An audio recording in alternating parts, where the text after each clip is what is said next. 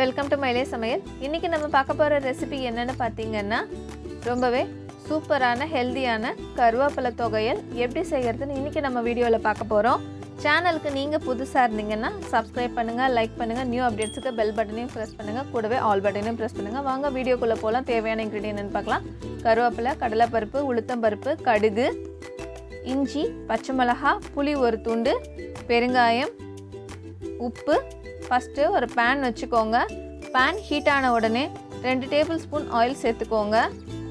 Oil நல்லா சூடான உடனே 1 டேபிள்ஸ்பூன் கடுகு சேர்த்துக்கோங்க. கடலை பருப்பு, உளுத்தம் பருப்பு 1 டேபிள்ஸ்பூன். இது நல்லா ஃப்ரை ஆகட்டும். இது நல்லா ஃப்ரை ஆனாதான் கிறிஸ்பியா நல்லா டேஸ்டியா இருக்கும். தேவையான அளவுக்கு காரம், ஒரு பச்சை மிளகாய், 3 வரமிளகாய், ஒரு சின்ன துண்டு இஞ்சி, 1/4 டீஸ்பூன் போல் பெருங்காயம், கருவேப்பிலை ஒரு கப்பு. இது எல்லாத்தையும் நல்லா ஃப்ரை பண்ணி எடுத்துக்கலாம். இது ஃப்ரை ஆகிறதுக்கு ஒரு 5 மினிட்ஸ் ஆனால் போதும். அப்போ தான் அது மனம் மாறாத நல்ல டேஸ்டியான துவையல் நமக்கு கிடைக்கும்.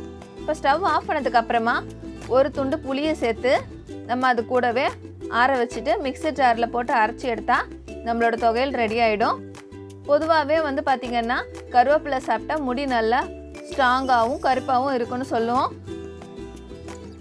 அதே மாதிரி ஸ்கூல் படிக்கிற சின்ன குழந்தைங்களுக்கு கூட பார்த்திங்கன்னா வெள்ளை முடி வந்திருக்கு. இந்த மாதிரி இருக்க குழந்தைங்களுக்கு வாரத்தில் 2 முறை கருவேப்பிலை துவையல், சட்னி, குழம்பு அந்த மாதிரி ஏதாச்சும் செஞ்சு கொடுத்தோன்னா அவங்களோட ஹேரு ரொம்பவே நல்லா இருக்கும். இந்த மாதிரி இலை நிறையெல்லாம் தடுக்கலாம். முடி நல்லா கருன்னு ஸ்ட்ராங்காக அடர்த்தியாகவும் இருக்கும்.